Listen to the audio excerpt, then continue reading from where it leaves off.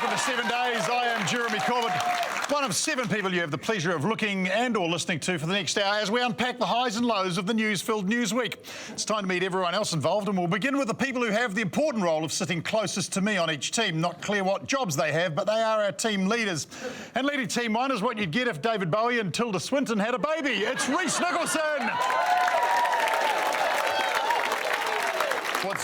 What's been up in the last week for you? Oh, I'm here like in New Zealand for the first time in ages. I always feel like whenever I'm here... Can I tell a little story? Yeah, sure, go for it. I was here like years ago, and I just feel like nothing... You never expect anything bad to happen in New Zealand. I was here doing shows... I did a couple of shows with Pax Society, and we were doing a car show a couple hours out of Auckland. We were driving back the next morning, super early in the morning. I had to fly back to Australia, and I realised on like 10 minutes away from the airport that I had lost my passport in the last 24 hours, and I was panicked. I got to the front desk at the counter at the airport, and I just said to the man, I don't know what to do about this, and I'm not going to do the accent, but he literally said, no worries, bro, let's call Canberra. And then he took me into a little room, and he made a call to Canberra, I guess, had a coded conversation, and at the end of the call, he hung up the phone, looked at me, and his exact words were, well, they said it's up to us, so I reckon just go. We have the tightest border security in the world. It's a perfect country. I wish I could get that treatment. All right, well, we'd better talk about the rest of the show. Who's on your team, Rhys? Tonight, I'm doing it alone. It's Alice Sneddon and Guy Williams. Yeah. Good team. Unlike other shows on other networks, we cherish and hold on to our awkward, creepy panelists. And he's leading Team 2. It's Guy Montgomery. This is my last time on 7 Days before I assume the job of breakfast TV host. How's your last 7 days been? Oh, it's so good, man. I've had nothing on. And then a funnier comedian got COVID, and so now I'm on 7 days. And you are, and you're leading the team, so introduce them to me. Well, in my life, I have one teammate, and his name is Jesus Christ. He's with me every step. And tonight, I have 2 teammates. The first on debut, her name rhymes with Becky numbers, as in like doing big numbers at breakfast. It's Becky Umbers. Becky Umbers. My other teammate, he's been on the show before, and you keep getting him back, even though I say he's not a good fit and his sense of humour's not for me. It's Chris Parker! Let's kick proceedings off, shall we, with the round of newsmakers. This is where I present our teams with some context-free snippets from this week's news, and they tell me why they are newsworthy. And Team 1, you're up first. I've got a video for you. Paddy Gower, investigative reporter, we hired him to cut through the noise to find out if we should be worried or not. Why is that a newsmaker? Is it about the border protection of your country? We know we should be worried about you. Is it about his time at Al Jazeera? What I like about this is how excited Paddy Gower is still to hear his name on TV. It's me. He's like, Paddy Gower's like an investigative journalist, and he's done like a big thing on like meth, and then he's done a big like series on alcohol. He did a big thing on meth. Yeah, it was cool. Like, it was a big trip. About meth. Oh, OK. He's a method journalist, right? Is it about, I'm just going to take a wild guess, based on how things have gone lately, like war or something? No?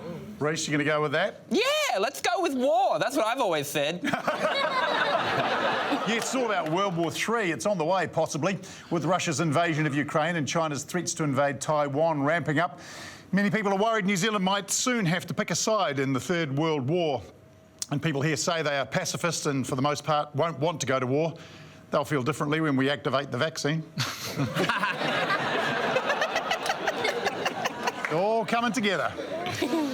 I hope there isn't a World War III, because I've not seen World War I or II, and I'm not going to know what's going on. Yeah, a lot of the characters from those ones are dead. Oh, spoiler alert. but it's boring watching those ones because they're in black and white, but this one's in colour and like HD. And on TikTok, you kind of scroll through it. It's like, it's fun and it's peppy. I kind of think we need a World War III because I'm running out of books to give my dad for Christmas. honestly, my biggest thing about war is that now women are allowed in it. Yes. And gay people, and I'm like, not keen. Like, send us back to the good old days where we were excluded, because I love that sort of shit. I'm like, bring back bigotry, honestly.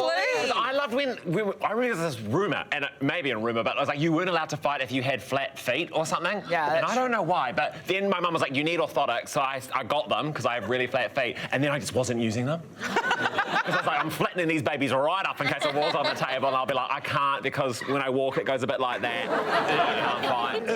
If World War III does break out, every able-bodied New Zealander will be called upon to represent the country, and geez, wouldn't you know it, the old gout's playing up.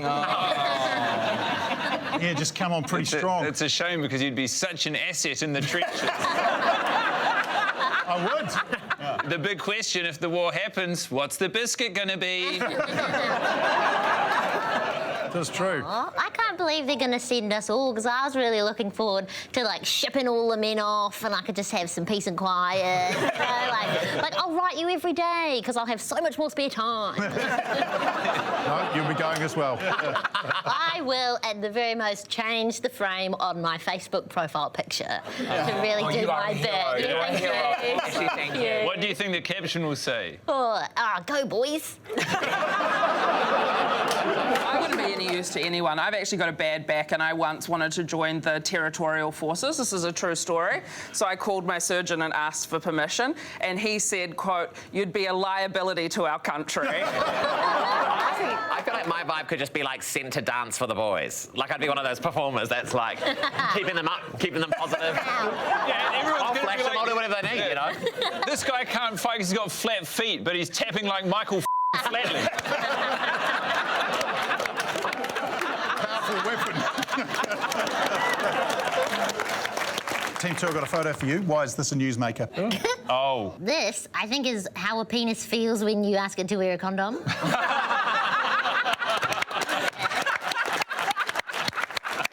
Grumpy little bastard. Do you guys know anything about the hairdressers in the news? Nope. They need more money. Hairdressers. What's that? Hairdressers need more money. No. All right, anti-hairdresser union, you pig. I agree with the sentiment. It's not the story. Kiwi hair salons have added a new service to their list. It's the silent treatment. Growing trend at hairdressers around the country allows customers who don't want to socialise to book a haircut without the conversation. Can make any salon a silent salon if you say the right thing, though, the moment you sit down, like, you know, oh, thank God those mandates are over, eh? Another beautiful hot day on this very flat earth we live on. You can get a haircut without them talking. Yeah. Wow. What, can you go in there and just have a conversation without a haircut? Do you think this is a ploy to make them also not have us talk to them because they don't want to hear our conversations? Because I'm like, well, who am I supposed to offload all my insecurities to? Like, my therapist? Like, Yes. The therapist is to be funny to. the therapist is who I talk to, like, should I get highlights? They're like, I don't think that's good for your mental health. Yeah, and then at the barbers, you're like, I'm really having trouble with my relationship. Exactly. Yeah, when I feel a breakdown coming on, I book in for a trim. I think I'm going to do it because I am sick of the same questions. You know, they're like, how's your day? How are your New Year's plans? What school do you go to? Are you allowed to be here unsupervised? Do your parents? I think you should have that option with any kind of service you get. You should be able to just be like, shut up. Just shut up. And I'm going to shut up. Yeah. Like, what other kind of services could we do? Gynecologist would be great. Oh, yeah. You know, she was like, how are you doing? You're like, pretty weird now. And then she like holds up that little mirror. Do you want to see the back? No. I just feel like if you're not enjoying the conversation from your hairdresser, then you're getting the wrong hairdresser, which is why I always opt for a gay hairdresser, because the conversation is so good. It's always like, you want to hear about the lady before you? And I'm like, yes, please. Wow. All right, I like that. Good news makers. Let's go to the points. And Team 1, you can have the score Jazz Thornton and Brad Coleman got for their first dance in the Dancing with the Stars final. 3-10's a perfect score. It was outstanding. Wow. They did win, of course. And Team 2, you can have the number of days until 7 days is on the road for our live tour. Just 3. We start with Auckland on Saturday, then New Plymouth and Palmy. See you this weekend. Congratulations. Our first star of the night goes to Team 1. All right, let's find out what our teams are playing for tonight. And please join me in oohing as I reveal this week's prize. Not ooh, it's more like ooh. Yeah, that's all right. So we all thought it was sexy. No, it is sexy, Rhys. It's all you need to get by in the aftermath of World War III. It's one American dictionary and one Chinese. No matter what happens or who we inevitably fall to with minimal resistance, our winning team will be speaking the right language, baby. It's time now to forget about current events for one hot minute and turn our gaze to the days of yore. We're playing a round of history. That's where we look back on an iconic period in our nation's past and meet one of the people involved. Let's take a look, shall we, at who we are meeting tonight. In 2006, Rob Hewitt survived 75 hours at sea. He'd been diving with mates north of Wellington. By Hewitt's estimate, he had maybe 4 hours left in him when rescuers spotted their needle in a haystack. But the ravages of 3 days at sea were evident. His body was bloated with seawater, which was gradually replacing his own body fluids. During his 3 days at sea, hallucinations tormented him, transporting him one moment to his family, the next pleading for a drink at a service station, promising he'd pay them back later. And 6 weeks on, his doctor has given him a clean bill of health. 2 small skin grafts on the left ankle has taken beautifully. And he's happy to have the all clear to go diving in 4 weeks. Miriam Nahond, 3 News. It is an incredible story. Rob Hewitt spent over 3 days alone after being pulled out to sea while diving, and he's with us tonight, so it was all worth it. It's a good ending. Alongside our ocean survivor, we also have a shaman, a primary school teacher and a casual labourer, all equally valuable members of society, of course. Teams, it's up to you to figure out which one is Rob. They cannot speak. You're judging these books by their covers, and Team 1, you can have first go. Who seems like they're 70% seawater? Can I see your ankles? The ankles were exposed. Can I see everyone's ankles, please? Pull your trousers up if you can, teams. This has become like a Victorian-era porno. Can you guys do like a teacher clap, you know, like a... Oh. Wow. Actually, all of you were so bad at it. I don't think there's a teacher amongst us. That's like watching the world's worst barbershop call. Raise your hand if you're the shaman. Raise my hand if you're the shaman. I reckon Toozy. He's got a cool jacket on. He's like, I dive. He's hoping this isn't part of the hallucination and he's still not out there. Okay. I like that. I like that. You think Rob is number 2? Yeah. That's important. All right, Team 2, over to you. Okay. Okay, could the shaman just wink at me with their third eye? Could I get all of you doing a swim stroke? Perhaps we'll perform a medley. So I'll get number 1 on freestyle, number 2 on breaststroke, number 3 on backstroke, and number 4 on butterfly, please. Oh. Way to go. Yeah.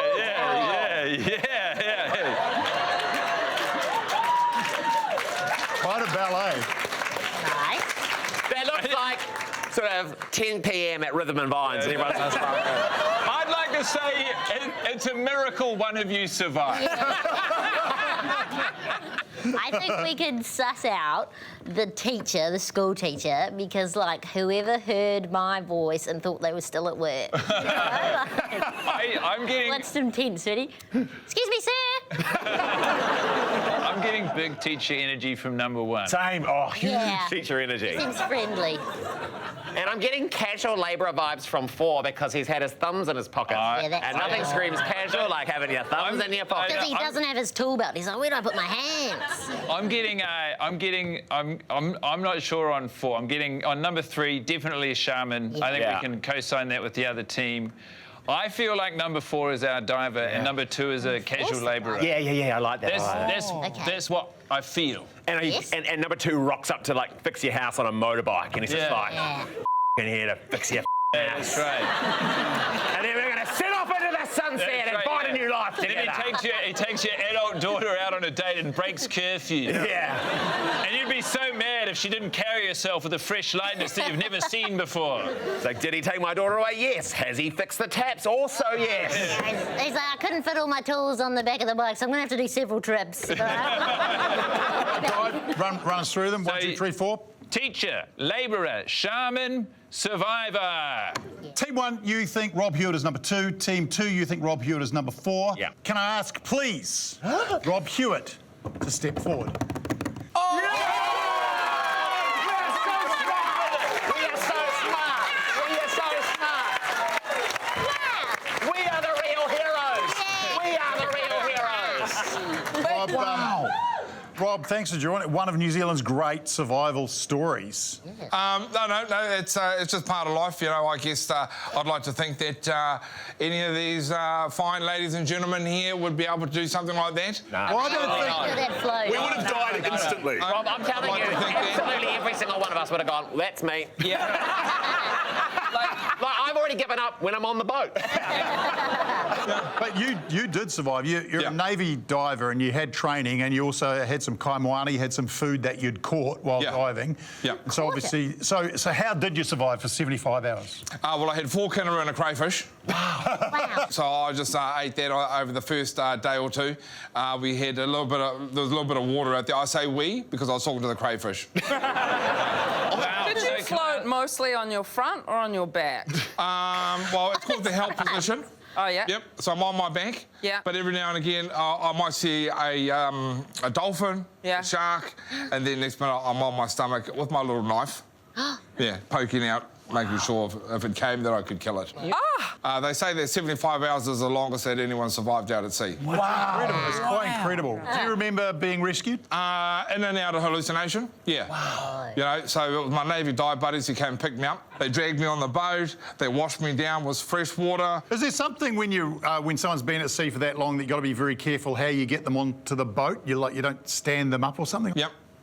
So you're in that help position, you're submerged in the water and you're just sort of floating in the water and the body, the blood thickens up. So once you do stand up, then the blood will go down to the feet, come back up to the heart and you'll die of a heart attack. Yeah. My Navy mate was saying, hey, look, just stay down, but I wanted to stand up, you know, because I wanted to feel what it was like, terra firma. Wow. So then just had to stay down. Be honest with me, were you swimming between the flags or not?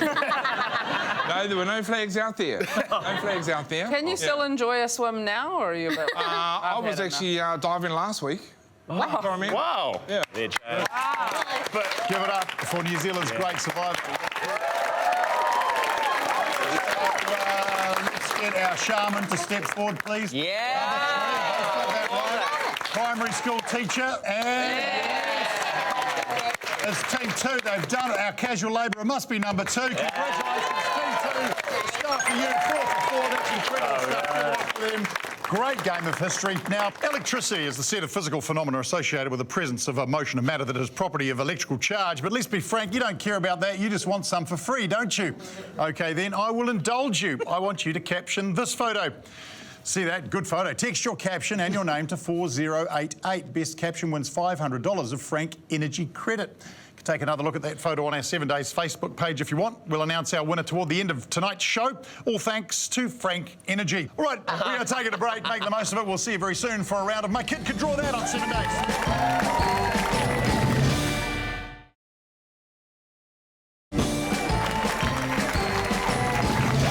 Welcome back to 7 Days. I'm laughing, so you know we're having fun.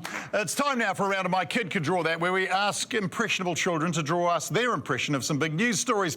As always, our teams have to guess what they have drawn, and our kids this week come from Bayview Primary. Thank you for having us. Team 1, we'll look at your picture first. Hello, my name is Rhys. I go to Bayview Primary School, and this is my picture. Wow. Oh. Well, I'm going to be honest, it looks like a noose in the middle. Yeah. Is the noose attached to like a boulder or something? What's that like? Is it a tunnel they're coming out of? I like the frenzied nature of it. I mean, we're just critiquing this young boy's picture now, but I like there's a lot of movement, a lot of use of space in there. Good use of colour. There are a bunch of people holding, they look like yellow rugby balls, kind of climbing along the top of an elephant. So I think that's your answer there, Jeremy. Yeah, did a lot of very small people ride an elephant and stomp on a clown? Well, I'll tell you what, I think we've got the star. I know what this story is, and I still don't understand the drawing, but Rhys, can you please tell us what you've drawn? My picture is about a woman who only ate potato chips for 23 years. So that's her when she was a baby and then her growing up, eating potato chips till she was 23 and then she went to the hypnosis scientist. So this is the scientist who created the vortex to mind control her. He's hypnotising her. You stare at the swirls and it controls your brain. So they were able to get her to eat veggies and stay healthy. And this is my picture. That's a beauty. Wow. Wow, love it. Zoe Sadler, an Englishwoman who has eaten nothing but cheese and onion potato chips for the last 23 years, has finally eaten a proper meal after being hypnotised. It's impressive that hypnosis was able to mentally prepare her for other foods. Less impressive is the fact the other food was dip. Not a huge leap. What I don't understand is why it took her until she was 23 to kind of sort this issue out. Yeah. Like, there are a good, I'm going to say, 15 years where she was under the, guidance of a parent or adult who could have stepped in. So I guess, yeah, don't have kids unless you're ready for them. Cheese and onion's pretty random. Of all the ones to go for, like cheese and onion. Also, I've never understood why they came up with... Like, you're never like, oh, a classic combo of cheese and onion. Cheese and onion toasty. Oh. It's like when Etta or Ripples or whatever do those stupid chip competitions and they're like, we're going to put a pie in a chip. It's like, just, you've got good chips. Leave it alone! I love how pissed off you are that, like, there's these classic... There's one called barbecue. Like, what even is barbecue? Yeah. Like, what is it bits of barbecue? You're scraping it off. Yeah, no, it's the flavour of four men just being like, yeah, fuck, yeah. How's your marriage? I'm leaving it. Yeah. Toxic masculinity. Yeah. Sick of being stereotyped by you gays.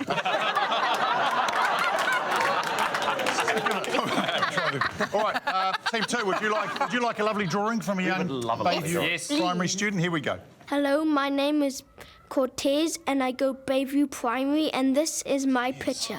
First things first, Cortez has a great energy, and then you see his art and you think there's a lot going on with Cortez. It's a war, right? Clearly it's some kind of war. We've got a lot of people with green heads over here. We've got a lot of people with plain, uncoloured heads over here. We've got 5 army trucks. We've got like a giant sacrificial sort of voodoo doll. There's an anthropomorphized hot dog, presumably on wheels, marching towards the voodoo doll. It's an absolute nightmare. This is what Twitter looks like. Was there a war between, climate activists and indifferent libertarians, and they put their arms down to watch a performance of a giant eating a hot dog? Yeah, that's it. Let's check with our artist. What have you drawn, please, Cortez? My picture is about a sheep going to jail.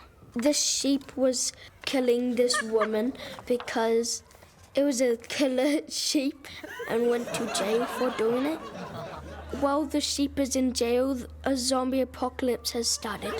The military's over here trying to kill the zombies, and up here is the safe zone while some people are going toilet. The jail, it's drained for quite a lot of people. You can see that there's a wall here filled with prisoners, and there's another wall around the sheep because the sheep was a strong person. And you can see that the sheep is sad because it's in jail now. Oh. And this is my picture. Brilliant. I'd just like to say, it feels like the game is stacked against us when Rhys, their kid, is drawing a picture from an actual news story and Cortez got total free reign. He drew a real story, sure. The introduced zombie apocalypse, that was his editorial description. But the story is a sheep has been sent to prison for killing a woman in South Sudan. And we actually didn't tell the kids the bit about the killing, but he got there anyway. Figure it out. He got there.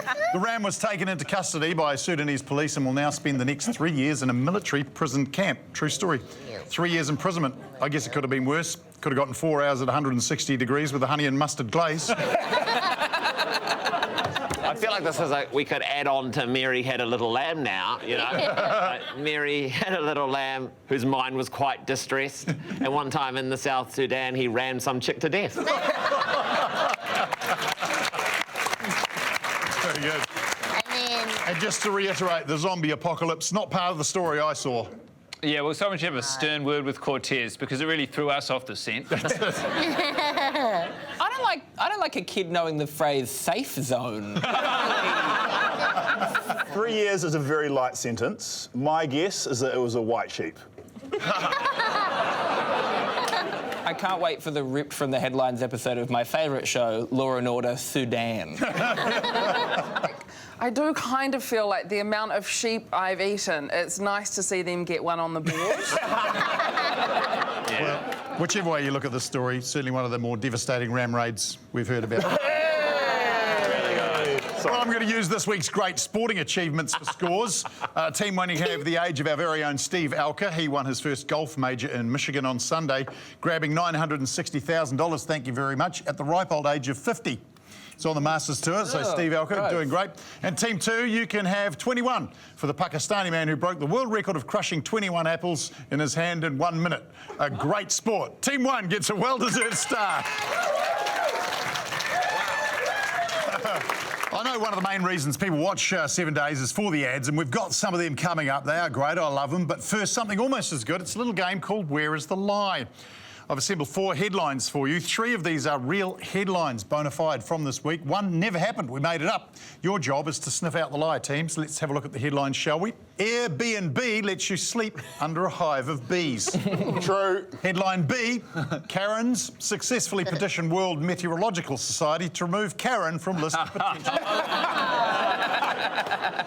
Headline C, Iceland launches service that lets horses reply to work emails while you're on vacation. Oh, wow. What? And headline D, singer of The Offspring gets a PhD in HIV research. Wow. Wow. Which one is the lie? I'm going to let our teams have a little think about that. You can join them at home too. We'll be back shortly to reveal the answer on 7 Days. Everyone's a critic these days. No, seriously. Send your frank feedback about 7 Days to this email address. Stay tuned for how we use it. Could be a laugh.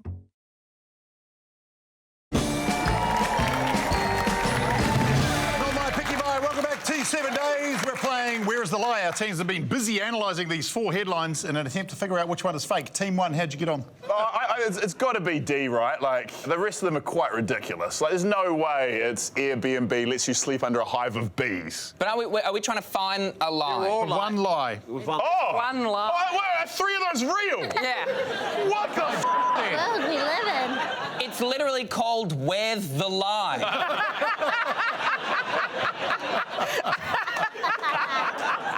It's defo Airbnb. There's no way someone's sleeping under a hive of bees. It's ludicrous. Yeah, I do think... I don't know, rich people are right? They call me rich in New Zealand, Rhys, in the comedy community because I have my own car. Yeah, and a house. And a house. And gout. So I reckon, yeah, the Airbnb thing. So you're going A as the lie? Yeah. All right, team 2. Okay. The Airbnb sounds like a terrible idea, but I would argue I've slept in worse Airbnbs than being under a hive of bees. Yeah, I mean, I think A is true just because my instinct tells me to go against Guy's instinct. It's the guy v guy thing. Yeah. Hey, that's my search terms.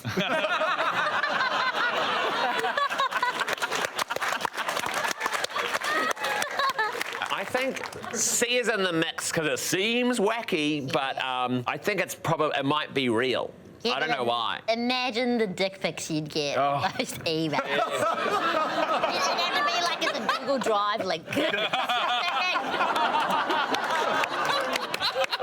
Send you a wee transfer from Stallion. And B's almost too perfect. Yeah, exactly. It is. Shall we guess B? Yeah, I'm going with B. I like it. Okay, we think B is a lie. All right, just to recap, Team 1 is going with A as the lie. Team 2 is going with B as the lie. I can now reveal to you that the lie is, in fact, B. Yes, the Meteorological Society plays by its rules. Congratulations, Team 2, star for you. All right, I hope you're ready to make all your school friends jealous with the cool braids in your hair. We are taking a little island getaway. Play the steel drums. That's right, it's time for Club Tropicana. Head on down to the beach, teams. Comedians dancing, nothing better. All right, once again, a massive thanks to our sponsor and pineapple provider, the good people at Dole. If it weren't for pineapples, pizza would taste too Italian. Now, inside this sweet, succulent and nutritious Dole pineapple, I have some stories from the week that I'd like to hear a little more about. This is open to all teams. You can jump up to the mic whenever you like. And the first story is about the Queen. At the age of 96, the Queen of England is opening her first pub.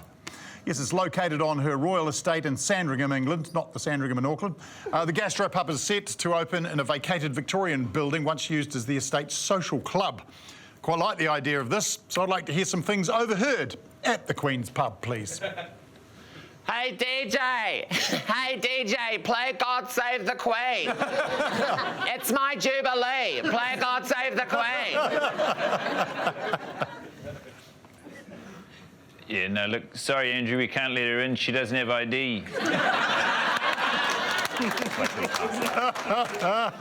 No, give me your keys. The monarch doesn't let friends drive drunk. I can't be responsible for 2 vehicular murders.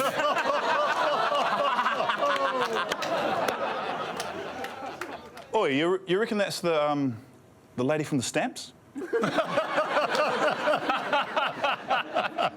Guys, no, not funny, not funny. Who put a picture of Meghan Markle on the dartboard? It's not funny. It's not funny. Nothing like getting a beer after 80 years of no work. This guy just invited me back to his place, and I was like, look, unless you can prove we're related, I don't want to hit. Hey, I'm next in line. Very good. All right, back to the pineapple we go. New Zealand Warriors star Jazz Tevanga couldn't contain his frustration during a post-match interview on Saturday, letting out several F-bombs. What I'm looking for is things you'd never hear in a post-match interview. Yeah, well, I'd like to close, as I always do, with a quote from Jean-Paul Sartre. The more sand that has passed through the hourglass of our life, the clearer we should see through it. Cheers.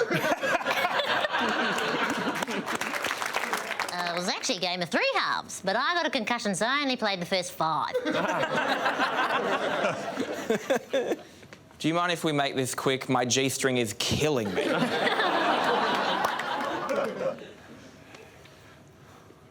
Yeah, at the end of the day, it's just a game, you know, and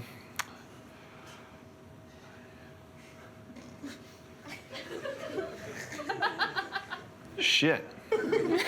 Hey, brother, are you all right? Let it out, man. just gives so much to the sport, and it's like, no, what's it for? I agree. Yeah, man. I haven't seen my kids in like 3 months. We've been travelling. So unhappy. Oh, do you want to make out in the locker room? I want to make out right here.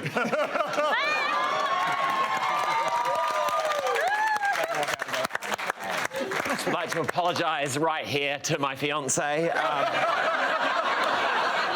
I am serious, and I do want to continue our relationship, but we do have to bring Guy into it. Play the steel drums one more time. Come on back, yep. All right, scores for Club Tropicana. Team 1, you can have the age of the world's oldest dog. It's Pebbles from South Carolina, who's 22. You're a good dog. You can have the number of views of the TikTok hashtag Justice for Johnny Depp. Would you believe it? 18.7 billion. Wow. That is with a B, which means Team 2 gets a star. It was a great round of Club Tropicana, almost as great as the fresh taste of Dole pineapples. Pineapples, the only good bit in a fruit salad. Right, we will be back on 7 days.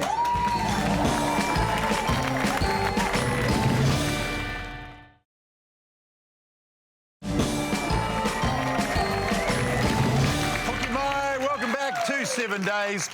You know, sometimes I look out the window at our miserable, unjust, burning planet and think, why? Then I remember good news battles. That's why we do anything we do. It's the game where our teams lift the nation's spirits with good news they have sourced deep from the fine print of topical events. Goodest news wins. Let's start, shall we? With Chris. Oh. Chris Parker, do you bring good news, sir? I do bring good news, sire.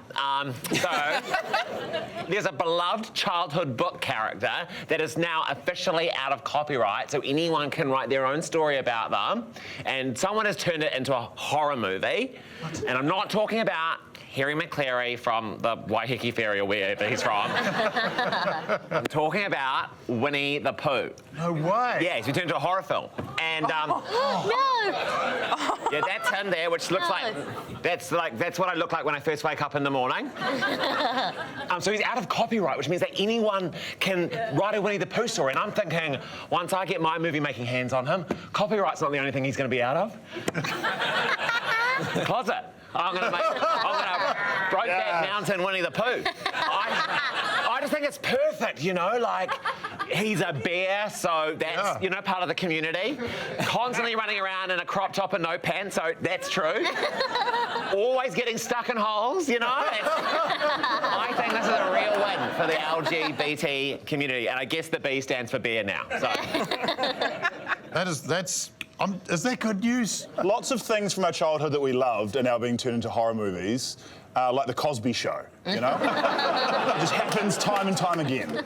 I think it's good news, because it doesn't mean like he could be, you know, in a horror movie. He could be in any kind of movie. We could put him in a Marvel franchise. It could be Fast and the Furious, 100 Acre Wood, you know? They just get their imagination going. Get his hand stuck in the honey jar again and have to saw it off in 127 hours.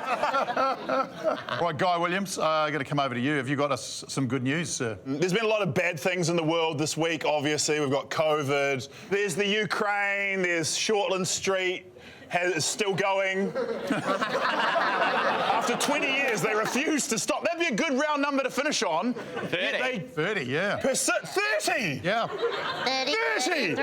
The government needs to intervene. But the good news this week, I think, is that they've created this new amazing digital technology to bring back prime ABBA. We're talking 1970s ABBA. Brilliant. Money, money, money. Up on the stage in London, 3,000 people per night can go see like a hologram recreation of one of the legendary bands of our time performing on stage. It's just like, imagine being able to do this in New Zealand. Imagine if I could go to a Dane Rumble concert now. The possibilities are limitless. This is great news for technology and great news for ABBA fans and great news for music fans. Before we go on, I believe we actually have some footage of this. Can we see that? Check this out. Wow. Oh my God, it looks so real. They look especially real, the audience.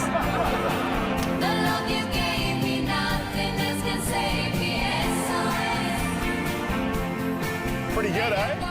This is good news, right, guys? What can we believe at a live concert anymore? That's all fabricated. That same technology has been used to keep Jeremy Corbett on 7 Days for the last 7 years. Honestly, I'm very passionate about ABBA. I saw Cher live in concert, and then she did ABBA covers for the second half of the concert, which was like having an orgasm and then sneezing at the same time. Like, it was just so good, you know? It sent me over the edge. Any other bands you'd like to see come back? Who's your dream bring back the band then, if it's not ABBA for you? Yeah, defo reunite Nesian Mystic. That's not even a joke. I love Nesian Mystic. You don't need a hologram for that. You used to do a joke about Nesian Mystic. You said Nesian Mystic in an anti-smoking ad. They said, don't smoke, smoking is not cool. And then you'd say, I'll tell you what's not cool, Nesian Mystic. And I felt bad about that joke because I love Nesian Mystic. I do feel warmer and better, but there was some good news. It's hard to pick Winnie the Pooh or ABBA. Well, what you don't know is that I had the album Moog played ABBA as one of my first albums, so it really touched me. Team 1, you get the star. Congratulations. Yes! I like that. The winner takes it all. Corbett, your first album was Vivaldi. All right, you pay attention in this ad break because we are going to announce the winning caption for this week's Let's Be Frank competition. And we will be back as soon as is humanly possible with a very tense round of Beat the Ding on 7 Days.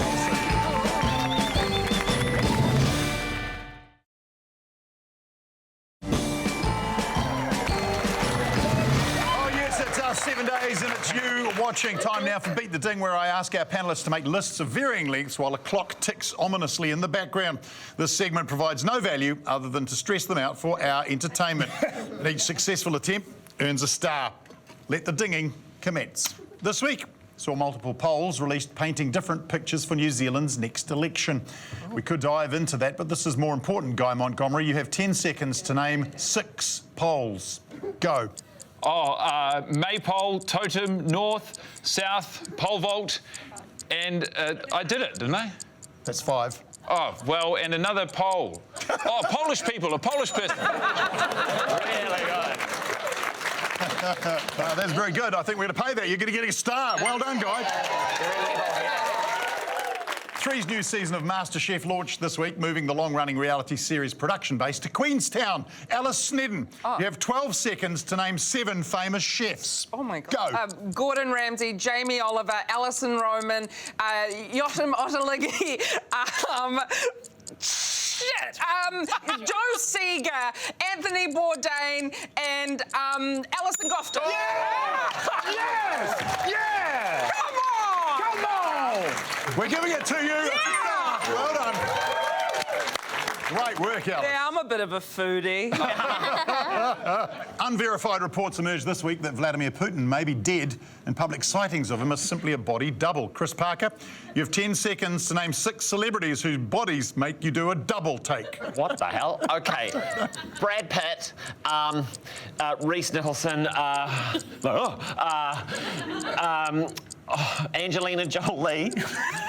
Dolly Parton and Britney Spears, Christina Aguilera. Did he get in with Christina Aguilera there? Yes, What's the call? Star or no star? It's almost as if it's important. Wasn't authentic is what the call is. No star for you, Chris. But it wasn't authentic. What, you didn't believe in it? I did believe in it. Give him a round of applause anyway. That is really tough work. Okay, Real Madrid beat Liverpool in the Champions League final to extend their record to 14 titles. Guy Williams, you have 10 seconds to name 7 European football teams, then 10 more seconds to sing the Champions League theme song. Go. Burnley, Aston Villa, Chelsea, Manchester United, Bayern Munich, Barcelona, Inter Milan, Milan, the normal That's Milan. enough. The song now. These are the champions, the champions. These are the champions. Yeah. Well, I didn't know the Champions League theme song, but I believe we have it, so I can do a comparison. We all can. Here, let's have a listen to the real one.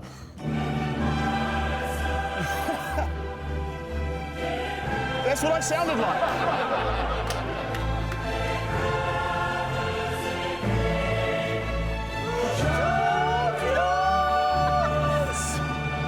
You got the teams, you got the theme song. That's 2 stars, Guy Williams. Amazing. That is our time tonight. So who gets to read 2 whole dictionaries? Well, I'll tell you, our winner, as you can see from the star chart, is Team 1! I say Gongji. You'll understand either way. That was 7 days tonight. Please join me in thanking our panellists this week. Rhys, Alice, Guy, Becky and Chris. We'll see you in 7 days on 7 days. Good night. Thank you, New Zealand On Air, and watch New Zealand Today starts next Thursday on 3. Yes! No one went with me there. This is how you win people over, berating them. Thanks, New Zealand On Air, and please check out... You can do it. Please! This is a good game. Here we go, Guy. Come on, Guy. Come on. 2. Thanks, New Zealand On Air, and please...